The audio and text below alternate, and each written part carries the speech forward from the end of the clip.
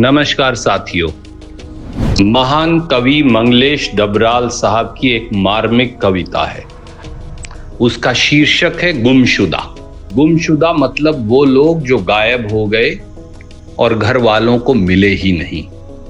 अपनी इस कविता की शुरुआती पंक्तियों में डबराल साहब लिखते हैं, हम जो देखते हैं शहर के कोने कोने और लोकप्रिय जगहों में उन गुमशुदा लोगों की तलाश के पोस्टर अब भी चिपके दिखते हैं, जो कई बरस पहले 10-12 साल की उम्र में या उससे ज्यादा बिना बताए घरों से निकले थे। पोस्टरों के अनुसार उनका कद मंझोला है, रंग गोरा नहीं गेहुआ या सांवला है, हवाई चप्पल पहने हैं, चेहरे पर किसी चोट का निशान है और उनकी माएं उनके बगैर रोती रहती हैं। पोस्टरों के अंत में यह आश्वासन भी रहता है कि लापता की खबर देने वाले को मिलेगा यथासंभव उचित इनाम। डबराल साहब की एक कविता मुझे उस वक्त याद आई जब मैंने अखबार में खबर पढ़ी और सुनी कि हमारे हरियाणा में हर रोज 45 लोग लापता हो रहे हैं।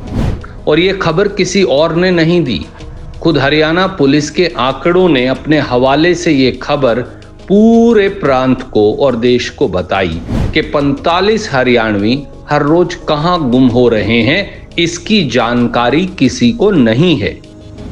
ना उनके घर परिवार को, ना पुलिस प्रशासन को, ना डबल इंजन सरकार के नुमाइंदों को। दोस्तों, कितनी भयानक है ये स्थिति। इसका अंदाजा आप बस इसी बात से लगा सकते हैं कि केवल साल 2025 के पहले 3 महीनों में हरियाणा में 4100 से ज्यादा लोग गायब हो चुके हैं और 1000 से अधिक अपहरण के मामले दर्ज हुए हैं। गुमशुदगी के ये आंकड़े न केवल कानून व्यवस्था की बदहाली और दिवालियेपन को बयां करते हैं, पर यह भी बताते हैं कि नायब सिंह सैनी जी की सरकार के तथाकथित सुशासन और सुरक्षा दोनों के दावों की हकीकत बिल्कुल खोखली है। हर मुश्किल सवाल की तरह इस सवाल पर भी सैनी सरकार खामोश है। अच्छी बात है कि हरियाणा मानवाधिकार आयोग ने इस मामले में संज्ञान लेते हुए पुलिस के डीजीपी से 8 हफ्ते में जवाब मांगा है। मानव अधिकार आयोग ने भी साफ तौर से कहा कि गुमशुदगी के ये आंकड़े सार्वजनिक सुरक्षा तंत्र के दिवालियेपन को दर्शाते हैं। महिलाएं, बच्चे और कमजोर वर्ग मानव तस्करी, बंधुआ मजदूरी, यौन शोषण और अवैध अंग व्यापार जैसी भयावह आपराधिक गतिविधियों के शिकार हो रहे हैं। ड्रग माफिया हरियाणा में, पेपर लीक माफिया हरियाणा में, नौकरी बेचने वाला माफिया हरियाणा में और अब मानव तस्करी माफिया भी हरियाणा में। लेकिन यहां सवाल यह भी उठता है कि इतने बड़े मुद्दे पर बीजेपी की हरियाणा की सरकार और देश की बीजेपी सरकार खामोश क्यों है? क्यों नहीं वो इस मामले पर कड़े कदम उठा रहे? क्या यहां भी जब सैया भये कोतवाल तो डर काहे का वाला मामला है? हरियाणा का कोई ऐसा सगा नहीं जिसे बीजेपी ने ठगा नहीं।